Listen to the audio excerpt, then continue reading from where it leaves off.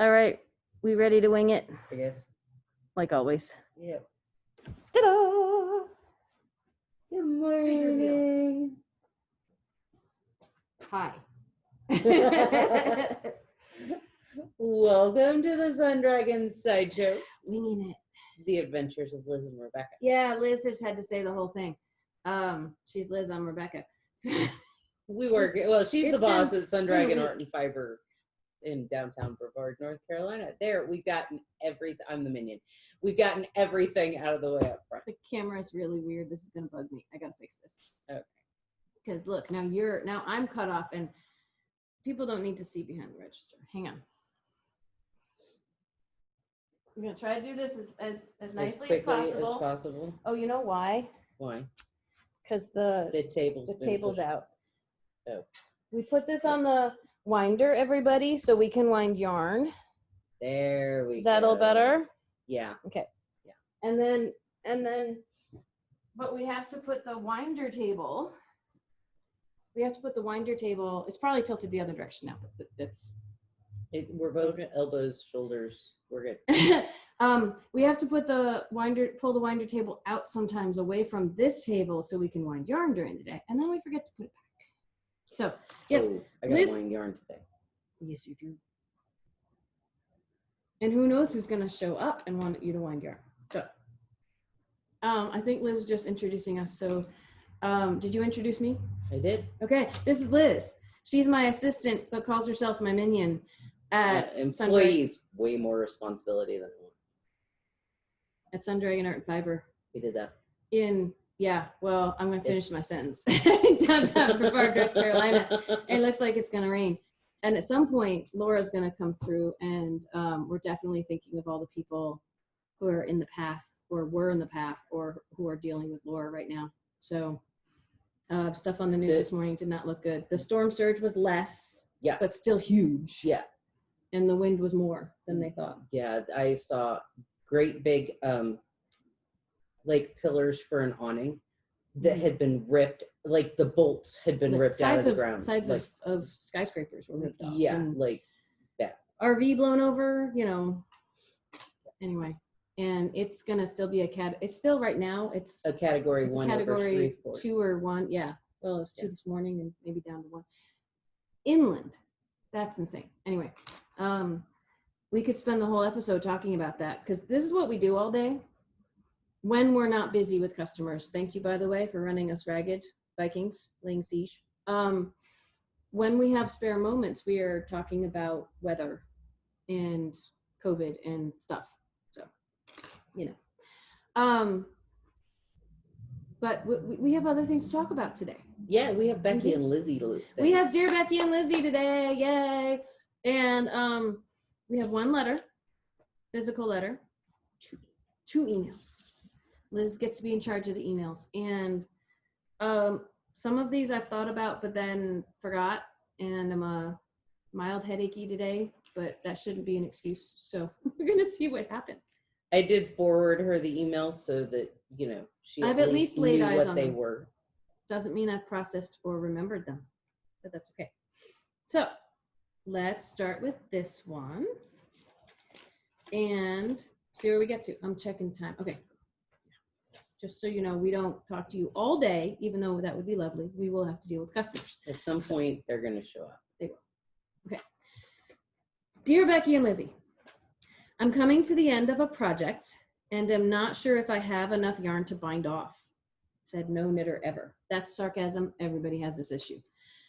Is there a rule of thumb to figure out how much yarn is needed to bind off? Baffled in Brevard. I like the sign off. That's fantastic. So being able to cast off, like most questions we answer here, there's not going to be a clear-cut answer. And some of that has to do with everybody knits differently. It's like my mantra. Everybody knits and crochets differently. So we use up more or less yarn than other people. So it's hard to give, like people will say, how much yarn do I need for a blanket? I don't know. I really don't. We can go by patterns and estimations and things like that. But everybody knits and crochets differently. The project I'm working on, I have a very different gauge than someone else. This is such a common thing. I saw Very a common. tweet on Twitter following different people That's in the where yarn tweets are. person. Sorry. Yes. that And they were snarky? talking about like the same thing. Like Yeah. there really are no absolute rules to knitting. Mm-hmm. There's a couple like how you twist your yarn. There's a but lot even of that you can hypotheses. fix. You know? But like if we were to tell you, like I've heard different, you know, we'll tell you what we've heard. If you do 3 times the length of a row. Yeah. I've heard 3 times the width of your project. Yeah. She's heard 3 times the amount of yarn it takes for 1 row, which is not the width of your project. No. If you've ever had to tinker frog or had stitches fall out and they suddenly like the length grows, you need more than one pass though. Yeah. Somehow for binding off, especially if you want to bind off loosely, you're going to need more yarn. And so plan ahead. If you're playing Yarn Chicken, prepare for disappointment. Yeah. In some ways. It's either you're going to win, woohoo, victory, or you're going to be sad. Yeah. Like I shout out to Amy D. She just finished a 1 skein Shawlette thing. She was off by that much in her bind off. Mm-hmm. And it was a really complicated bind off, so she wasn't going to rip it out and redo it, because that's what I did on this one. The Interrupted Cowl, which it's a 1 skein project with this bamboo bloom, thin, thick. We've got it on our website. It's fantastic. I got about halfway across. I thought I had enough to bind off. I got about halfway around my bind off and ran out of yarn, which means I had to back out the bind off, half a row, which is more complicated than a normal row, and then a full row. So a row and a half-ish, and then do my bind off. So that's one way to fix it. I've watched you bind off where you had ends, like in sweaters and stuff, you had like 6 or 12 and a half inches in the cast on. So you cut your tail my tail and little shorter, and then you had other ends, but that's a lot of ends to weave in. Fudged it. So Amy, shout out to Amy, by the way. She found some yarn, thinner yarn, almost the same color, and doubled it, and she's gonna put that in the back. And she's someone who she'll be thinking about it the whole time she wears it, probably. That there's a little bit of it that's a little bit of a different color. But kudos to her that she found a solution. It's no absolutes. Yeah. Like Liz often will weigh her yarn. She's got her little kitchen scale, or my little kitchen scales here. You probably have something else at home. But another kitchen scale. You can factor it in. There you go. Someone online was like, I only have a drug scale, which sounds interesting, right? It's not that bad, but it's interesting to throw in my yarn back. But and they're like, but I can't use that. Of course you can use that for your yarn. You can. What we've often done in the shop is, do I have enough yarn to get across another row before I change colors? What Liz will do, I often don't have the patience, but this works, is weigh your yarn before you start the row and weigh it afterwards and see how many grams are used in the row. And then to be on the safe side for a bind off, go with Liz's rule of thumb is what I'd rather be safe than sorry. I'd rather overestimate the bind off and do 3 times that row than just physically holding it up and going 1, 2, 3. I hope that's enough. And there are times that I have done that and woohoo, won at Yarn Chicken. Yeah. And there are other times I've done that and been that short. So it depends on your mood of the day. It depends on how everything. Stressed you are. If you're doing a really stretchy bind off, like Jenny's surprisingly stretchy bind off, you're wrapping the yarn around the needle before you do your stitch and then pulling things. You're using a lot more yarn. So some of it depends on the bind off you're doing. So general rule of thumb, I would go with what Liz says, 3 times the amount of yarn it takes for a row, which is hard to estimate when you're in the middle of doing it. So weigh your yarn, find some method, or just bust ahead with Yarn Chicken and see how it goes. But our disclaimer on all of this is we cannot make guarantees, absolute certain guarantees on anything, because there's a lot, just like life, there's a lot of variables we cannot account for. So there are people that tell you if you do this making socks, you won't have holes. That works for them. Doesn't work for everybody. Doesn't work for everybody. I stitch up the holes in my socks and my mittens where I'm adding on stitches. I sew them up later. I haven't found a magic solution. Doesn't mean I haven't tried their solution. But so baffled in Brevard, that's what I would shoot for, is to either plan ahead with at least 3 times the amount of yarn it takes for a row, and hopefully be pleasantly surprised and have some leftover and not be upset that maybe it's a little shorter than you wanted it, or play yarn chicken and you might have to tink it out. Tink or frog out a little bit if you lose at yarn chicken. So, you know. Did you pull them up? I did. I was like, why is she on her phone? Oh, that's right. Turn the ringer off so Yes. that as incoming. Or, you know, do some crochet projects where you don't have to do a bind off. You still have yarn chicken there though, because do you have enough to do the edging? Do you have enough I did Fall River on a bigger hook with a little bit more yarn than the pattern says you need. Yeah. And I weighed, like, starting about halfway through my project, I started weighing my ball of yarn. And every row gets bigger, so you start using up more yarn. Yeah. And I know it was a 3-row repeat. You could have written a formula for it. No. It was a 3-row repeat, and row 1 and 2 took the same amount of yarn, and row 3 took the same as the first 2 rows. Is that the puff row? Yeah. Puff and row so, like, it took, row 1 and 2 took like 5 grams of yarn each, and then row 10 took 10 grams, or row 3 took 10 grams of yarn. And so I'm weighing my yarn every time, and I'm like, okay, I can knock out one more repeat. And then I get done and I'm like, okay, I've got this last row. She actually was doing some math without realizing it, but and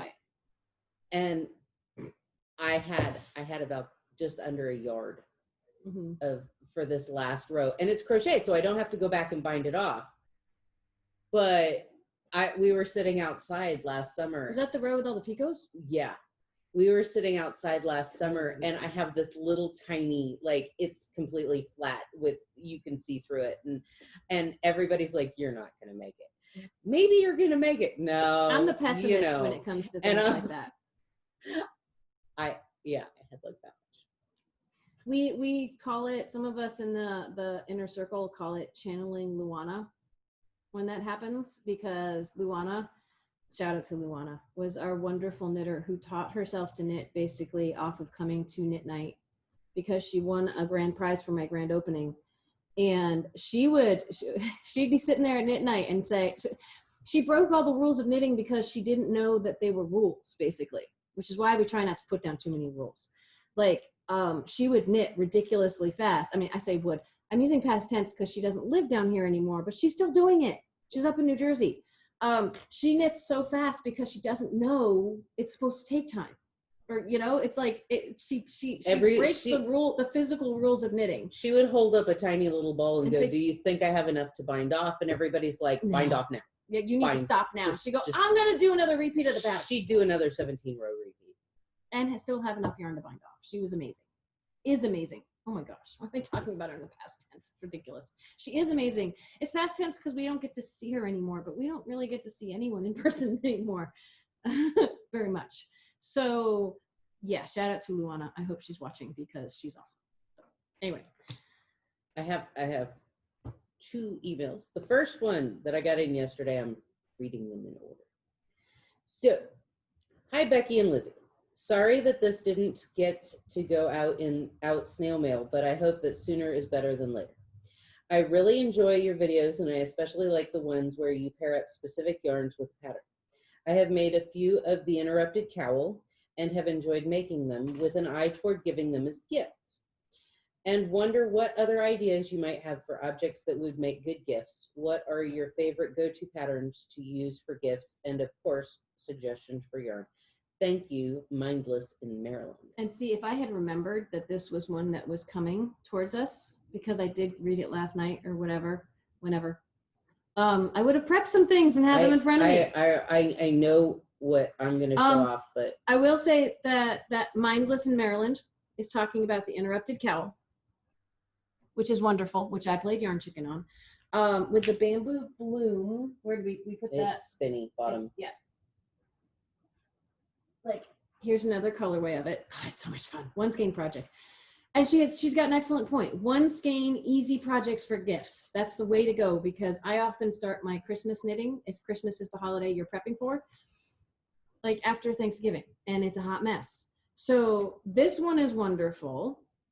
I would go grab things, but then no one's on camera. So okay.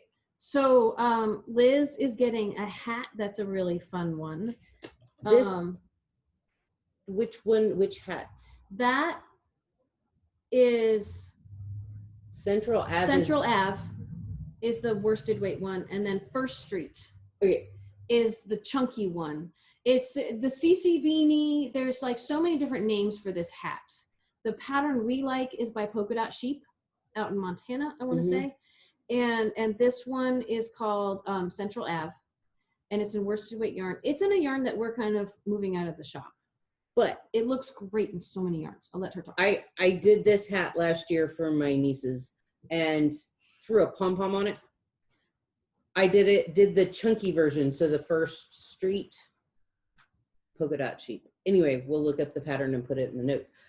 One ball, had leftovers, took like a day.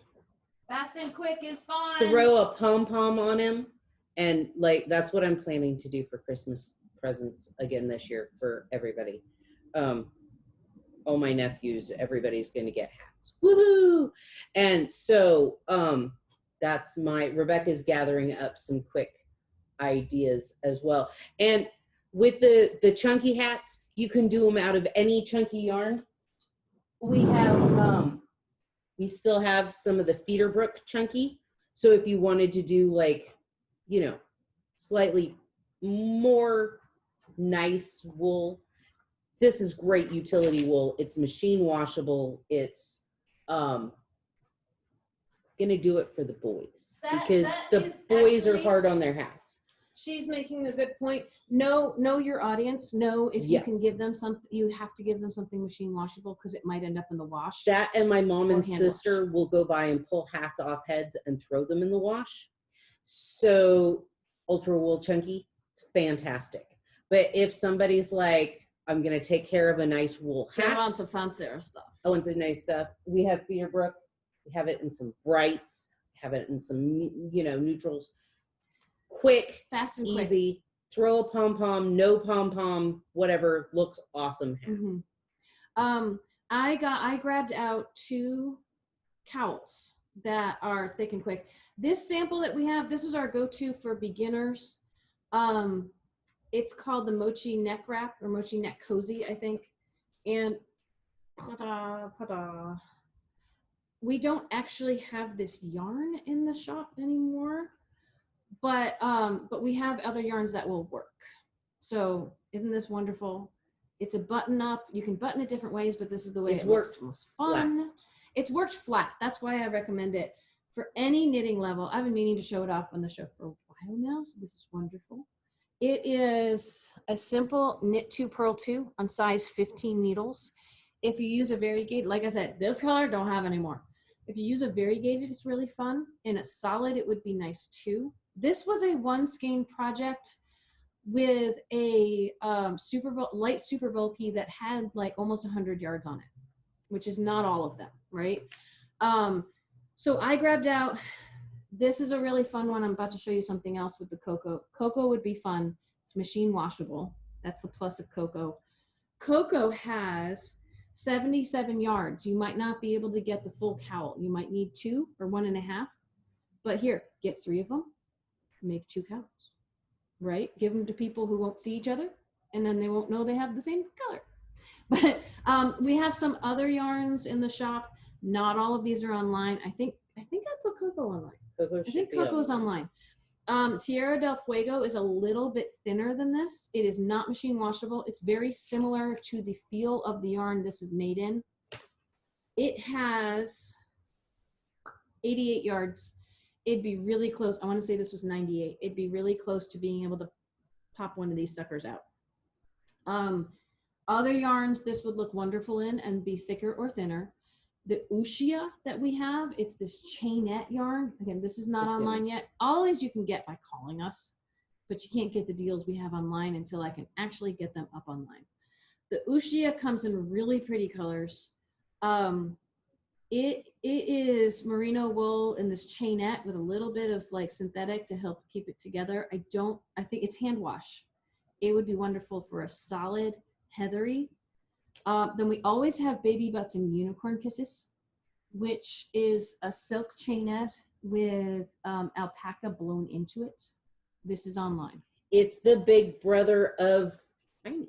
It's 82 yards. It'd be really close to enough for that too. Yes, Aini is an actual twist. It's what I'm using for my Hotel of Bees. This is a chainette. Chainettes are really fun in that they're lightweight. They are warm and lightweight. So instead of being a heavy twist, you often describe it like a down coat. Yep. If you pockets. Make them on a bigger needle, all the little hairs will get air pockety, and it's like down because it's so light. And you know. This is a cowl that is very similar to the shape of this one. It is also knit flat and sewn up. So this one's knit flat and the buttons make it come together. And I'm trying to recall the name of this one now. It's something cozy. I don't. It's made with cocoa. Yeah. It's something cozy. Look in the description because I'll find the name of it. It's like color me cozy, but it's not that. It's like it's got C's in it. And anyway. one of our knitters, shout out to Carol, made them a little bit tighter, yeah, this snugger, is so loose. it fit right up under your neck and not so. Anyway, she got one ball. Yeah, one skein project of the cocoa, which I wasn't sure if it'd make it for this. And we have a lot of really fun colors of the cocoa. This is made by knitting into the stitch below on it's like the same row over and over and over again. And once you get the hang of knitting into the stitch below on every other stitch, it looks like brioche without having to know the fancy brioche steps. So that's another easy, fun one. I'm sure there's a bunch of others we could come up with, but that's a good start. We don't want to totally inundate people. But if you're like, oh, that was awesome, I need more ideas, write us a letter or give us a comment that says more, please, of those gift ideas. Gifts are hard sometimes. I mean, I'm at the point where my family they have the mittens and the hats and the scarves and they've baskets. Ooh, let me show you a basket before we move on. Takes a little more time. But the thing about a basket, like if you either have to know your audience and make things specifically for them, or you have to make generic things for everybody. I made socks out of the yarn we showed off yesterday because it was thicker and would go faster. And socks are something everybody can wear. Even if they're not, Liz doesn't wear socks around that often, but she wears them sometimes. In the winter when it's cold. Around the house as slippers, that kind of thing. So generic things are always good, and then make them for everybody. I am at the point, I have the trouble with my family, and shout out to my family, I love them, where I say, what do you want? I make stuff, what do you want? And there's, I don't know. And I can't blame them because especially if they're not knitters or crocheters, I don't know. I tend to do hats, and it's putting too much weight on the gift recipient sometimes. I need to go back and do my Viking hats. Let me grab, because I half cleaned up, so I know where some of these things are. Every now and then I pick a theme for the whole family in Texas, and everybody gets a hat off of that theme. And one year I did minion hats, so everybody had the little eyes and goggles. And then I decorated the face of the minion for each one. Like my brother-in-law had a great big beard. And my dad had this little, pirate goatee type thing and little silver. It all depends on depends on your family you have and your family and how much you can invest. I wasn't working at the yarn shop. It was 2 years before the yarn shop. Now you're just too busy. Now I'm like, we've showed this off a while ago. Haven't come back to it yet, but it's remained popular amongst our knitters. This is the Market Square bag. It is with a cotton. It's written for the cairns, the Queensland cairns. I don't have it here, but it's online. We've made some kits, or you can make your own combos. This smaller size, again, it depends on your gauge. We've had people run out of yarn, but their gauge might be different. The smaller size needs 2 balls. It can be same color, or this is 2 different colorways. There's the bottom colorway and the one on top here, and they're both used in the basket weave pattern. It's really easy. It's slip stitches, so you're only doing one color at a time. There's a bigger size that needs 2 in 1 or 3 balls total, and this is great. This can be great for people you don't know what to get and they don't wear stuff. Like I've made shawls for my mom, but she doesn't always know how to wear them, which is nothing against my mom. Shout out to my mom, I love you. And she might not wear shawls and scarves. I was conflating words there. So if they don't wear stuff or don't wear hats and gloves, find something else to make for them that's functional. This is like a little carry basket. We have some crochet baskets around here somewhere that are more sit them on the table.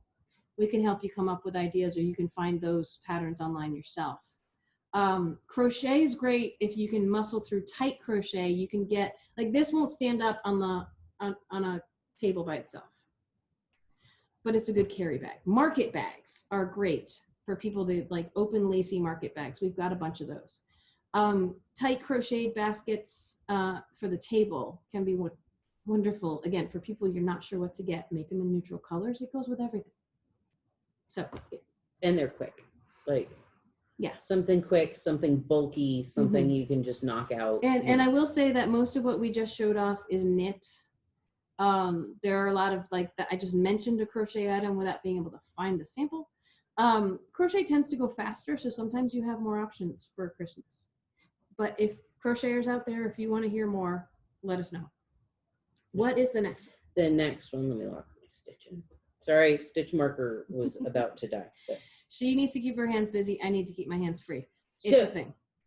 This one came in last night, right before the hurricane. The hurricane was less than 100 miles out from the coast, and one of our knitters was thinking about that and said, "Dear Becky and Lizzy, oh, that's right. What is your perfect pandemic/apocalypse knit kit? Think the ultimate bug out bag for knitting. Love, the Walking Dead knitter." So like if you had to leave your house right now because you're under evacuation orders. But it's a different than I looked at this 2 different ways. There's the pandemic bug out box, which is like you have to be stuck in your house. Yeah. And then everything's around you. Yeah. And what do you not want to get tired of? But then there's the during a pandemic, we now need to escape a hurricane. Yeah. We need to grab and go bag. Yeah. So which way were you thinking about this? I was thinking about if I lived on the coast, yeah, and had to evacuate. Because, and right now it's even further in than the coast is still crazy. Yeah. But like we get flooding, but like it's all down. We live high enough up off the road that we're not going to get flooded. But we might need to stock up. But we might need to stock up for getting stuff. I digress. I have, my house is stocked up with yarn and fabric and whatnot. So I was thinking, if I had to leave my house, what would I take with me? If the shop was about to be flooded, what would I take with me? Fit a lot of stuff in the back of my car. Yeah, we went to we did an IKEA trip where half the things in here fit in her car. But I'd have to still leave bigger things at home. Like I couldn't take my yarn winder and Swift and treadle sewing machine and like, or you'd have to figure out what you're leaving behind that might be essential for life to do husband, that. Dog. Sorry, honey. Boop. I need my Swift. Yeah. So like I would probably, have a bag with a interchangeable set of needles, a Nasta pin to wind my yarn. Leave the big stuff behind. And it's going to take time. So because if you're evacuating, it could be a while before you get back. So something to do. I would probably take several skeins of sock yarn because it would take a while to do on the Nasta pin. So Liz is thinking about time occupiers. Okay. And like whether it's a quick shawl or whatever, if you do them on a bigger needle out of tiny yarn, it lasts. You get more yarn. Mm-hmm. So, Yeah. And I got to say, getting emails from people means we know who they're from. We're not saying that on air, but our Walking Dead knitter always has very thought-provoking questions. So this is fun. So I would agree with Liz. I would want some kind of set of the tools I use to come with me. interchangeable needle set, or a crochet hook range set. Like we have those from Likey, like they're back ordered right now. But some kind of like convenient pack of a range of tools, right? If we still had knit kits in the shop, which I don't think we do, that would be perfect. A knit kit has like, it's got the scissors and the tape measure and the row counter and everything involved in it. You know, like I would want to have a to-go bag of accessories too. I would right? also, I just thought of this. What good are the accessories if you don't have a pattern? So I'd want to print off like my top 3 or 4. If we're talking about true pandemic, like favorite no power or something. Well, like if you have to evacuate, you don't know where you're going. You could be in the car. Yeah, if I just want them just in case. Well, I would probably do make sure that they are saved on my phone or tablet. If I didn't have a way to print them, like not just like in the cloud copies. Yeah, I would want something saved to like Pages on my phone, or books. Books is the thing on my phone, and then I would want to make sure I had ways to charge my phone. Like that would be essential for me. Something that is not necessarily knitting specific. I'd want my beam and read. So I'd want some way to have light, could knit in the dark, just in case. Yes. So just in case I'm stuck somewhere where they don't have power or I don't have power, beam and read and batteries. There you go. Whereas Liz would want, and it's funny, you're going to the sock yarn thing, like, cause she doesn't believe in the small needles. Would you actually knit on small needles at that point? Cause it would take longer. No, I'd probably knit on 9s, Okay. but I'd have 400 and something yards of yarn to knit on 9s versus 200 or less. I think that starts to become specific to the person. Like if you have projects in mind, like would you want to have specific projects prepped and ready to go, like in case of emergency? Or would you just want a range of yarn to play with? You know, making sure that I had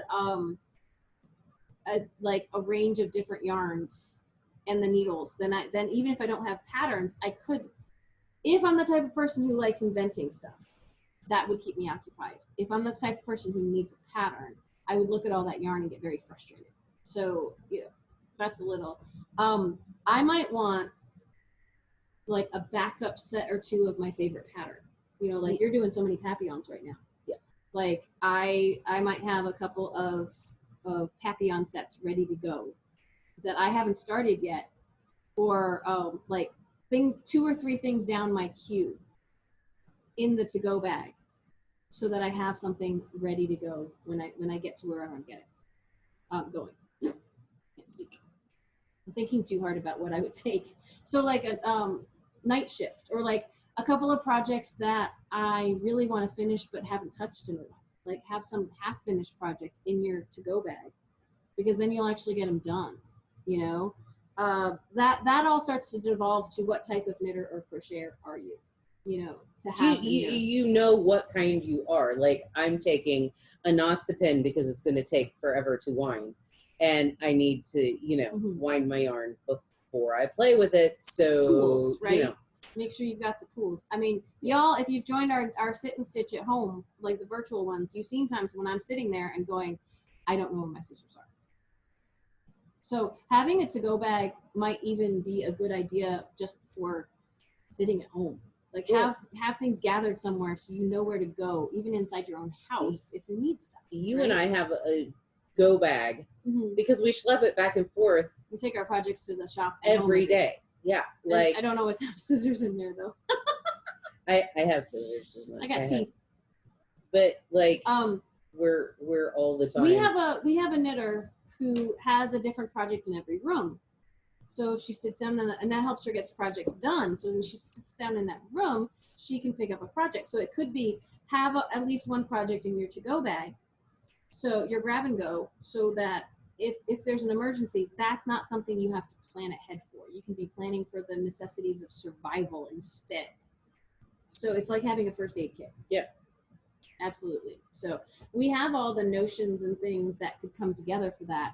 Like I said, I wish we had more knit kits, but production of those started swapping hands and then kind of faltered. And I don't even know who makes those anymore.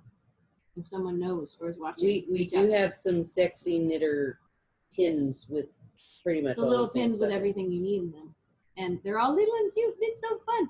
But I don't think I ever got those online, but we've talked about it. Anyway, they fit in like a little Altoids tin. It's fantastic. But there are ways to pull that together, which is really cool.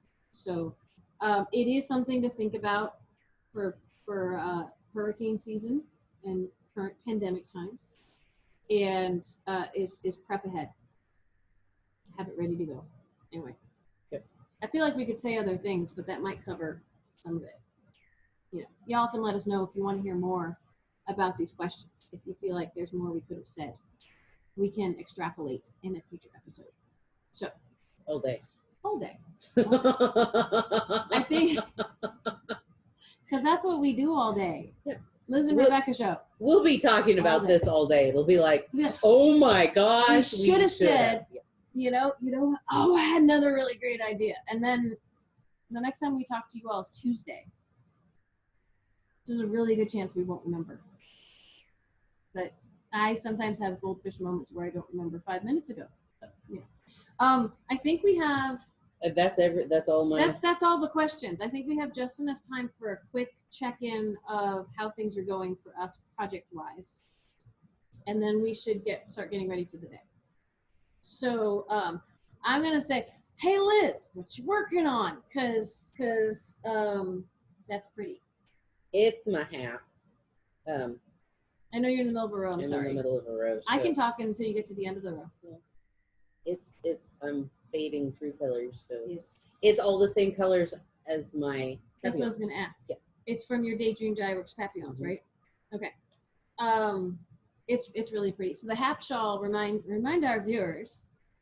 It's so weird to say that. What a Hap Shawl is. It's a square, and then it's a square, and then you put a border on it, and the borders are all like almost a foot deep, mm-hmm. and then you stretch it out on pegs and make it big, and it's lightnary. It doesn't look lightnary, but when you stretch when you block it, stretch it.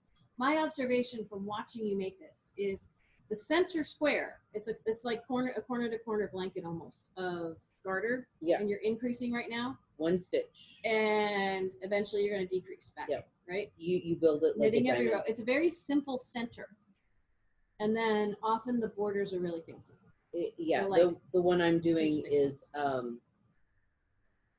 it's a pretty deep. And I put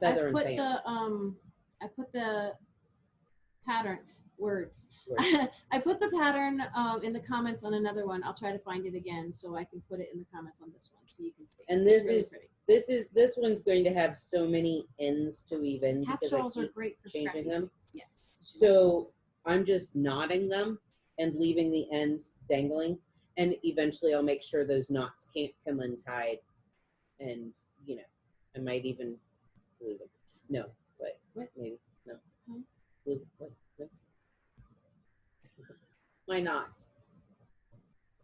We do have some fabric and thingy, no fray. That's what it is. Fray. Like stop fray, whatever. But just don't touch those areas ever again. That would be like crunchy. Yeah. Won't it? Yeah. It would be okay, so I may have started a new project. Because I had a hard day on Tuesday. It was just a long day on Tuesday. And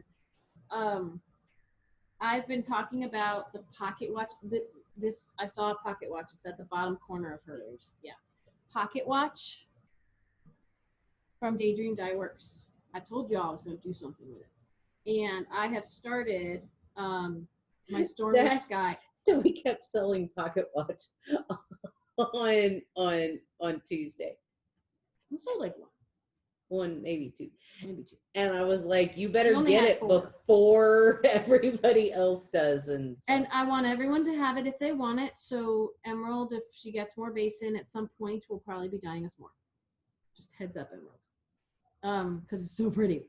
And we had, shout out to Jan. Jan in the UK was like, oh my gosh, it's so pretty when I posted this on Facebook. And I said, yeah, we put it in our shop. And of course she's like, maybe it's Instagram. Anyway. And she's like, yeah, shipping's up, we don't ship outside the US right now because of that. So that was sad, but I like that she loved it. This is the Stormy Sky Shawl. And I'll talk more about it Tuesday when I have more than my pizza slice. But it starts small, and you are increasing on one side, and you have 4 different sections you're repeating. 2 of those are garter, so they look pretty similar. But you have 4 different sections that you just keep repeating. You get to learn it when it's little and just keep going. And I'm having a lot of fun with it already. I am on my 3rd repeat into it, and I thought that this colorway would look good, and yes, it does. The other one I made was like not hot pink, but light pink. So this is looking very different, and I'm really excited by it. Yeah. It looks like a stormy sky. Like looking at my, it's got the blues and the golds, and it's like a stormy sky sunset almost. Yeah. So, and then I wanted to show off because I'm just having fun, and this was my morning meditation this morning. This is Hotel of Bees, which is crochet. So y'all can see how this is coming. And I think you can, look, you really can see. I can see the hexagons. The hexagons, yeah. And there's bees in there, and it starts long and is getting shorter. Look at that side. This is decreasing. And I'm just having so much fun. And we had a crocheter this morning who said, are you gonna do kits? And yes, of course we're gonna do kits. I need to make sure that it's gonna take the amount of yarn I think it's going to take. I'm on this is the 3rd color I'm going to use, by the way. Oh, so pretty. I'm on my 2nd skein of the yellow. These are 50-gram skeins. I think it's going to take 2 of the gray, 2 of the yellow, and only 1 of the teal. But I want to check that. So I might, really hop on trying to bust this thing out this weekend so I can know and make kits for y'all. The other hang up is I need to order more yarn, because the yellow was perfect. I didn't check how much we had in stock. I need to get more. So, and hope that they have more. We'll update you next week. That'll be the cliffhanger. Dun, dun, Dun, dun, dun. And I'll show you more of this. It's been really fun. There's some intermediate level stitching in this, but not so much that if you know how to single and double, you wouldn't be able to try it, is what I would say about this. And so soft and squishy. It's written for sport weight, and this is a light sport weight. So this is almost a fingering, but not really. And I am using the Mythological 7, what we call the Mythological 7 hook on it, which is Liz's favorite. And we call it the Mythological 7 because most crochet hooks in the US have letters, and a G is a 4 millimeter and an H is a 5 millimeter. And so they named all these hooks, and somewhere along the line, someone said, what about the 4.5 millimeter hook? We need that. We use that. And they went, oh, poop, basically. We've used up all the letters. And they did that in knitting needles too, by the way. The US numbers are not the millimeter sizes. So like a US 8 is a 5 millimeter. And a US 10 is a 6 millimeter. And a US 11 is that a 7 millimeter? 8 millimeter. So 10.75. Yeah, well, so a 10 to an 11, and then all of a sudden someone said, but what about all the sizes in between? You just jumped like 2 millimeters. And so a 10.5, they added the decimals or fractions. A 10 and a half, a 10 and 3/4, a 10 and 7/8 now exists between a 10 and 11, just to make life complicated. But in crochet hooks, they weren't going to do a G.5 or a G. It's harder to do like fractions. So they call it a 7 because it's the same millimeter dimension as a US 7 knitting needle. Not to be complicated at all.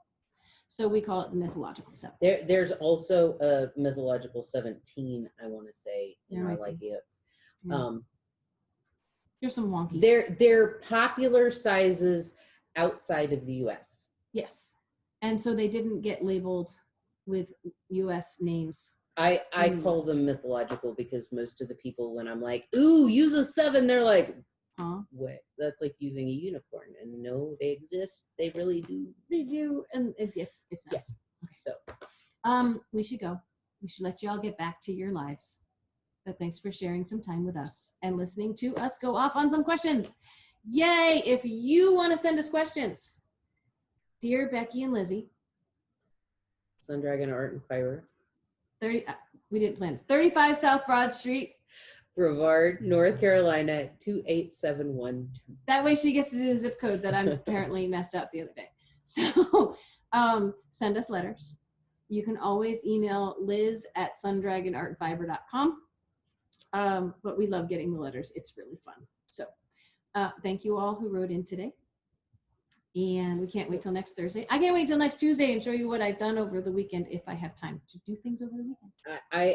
I've been spinning a lot, and so yesterday I spun, and then I made my Rolags and yarn. Yes. She brought in some of the fluffy stuff she got. Oh my gosh. It was the softest. Yeah, it's like softer than like baby hair. This is soft. And I call it baby butts and unicorn kisses. Mm-hmm. In the roving, the Tibetan yak and silk is like unicorn. It was like, I can't even describe the feeling of the soft fluffy that was under my fingers. It was like, I felt something like that before and I can't remember what it is. So I can't even give you like, yeah, it's just hard to describe the fluffy yummy. Mm-hmm. It makes my hands hot. So then I made Rolags and don't sweat on the soft and fluffy. Oh no. Nah. I put the soft and fluffy up. I was like, okay, it's time. Okay. And I can't even have a fan on to blow it because then they separate. It's so light, it just poops everywhere, which makes sleeping and breathing fibers difficult because I do it in my bedroom. So, all right. So we're going to say goodbye. Like us. Like and subscribe. At least give us a thumbs up. Subscribe if you can. I haven't checked subscription levels, but you know, we're over 400, which is awesome. We want to get higher. We have to get ready for the Vikings, and we have to see what we can get done this weekend to show you all on Tuesday. You could come to our sit and stitch tomorrow night and maybe see some of our progress. Maybe. I might be spinning. I might be knitting. Tuesday, whatever I did this weekend. It's a Tuesday, mystery. I'll bring it Come in. see what Liz is doing on virtual Zoom sit and stitch. She'll bring something in on Tuesday. You know, we won't leave you hanging. Okay. Bye, everybody. Bye. Have a good weekend. We love you. We miss you. Stay tuned for Adventures of Liz and Rebecca, the Sun Dragon Sideshow on Tuesday. Keep it going, Liz. Keep it going.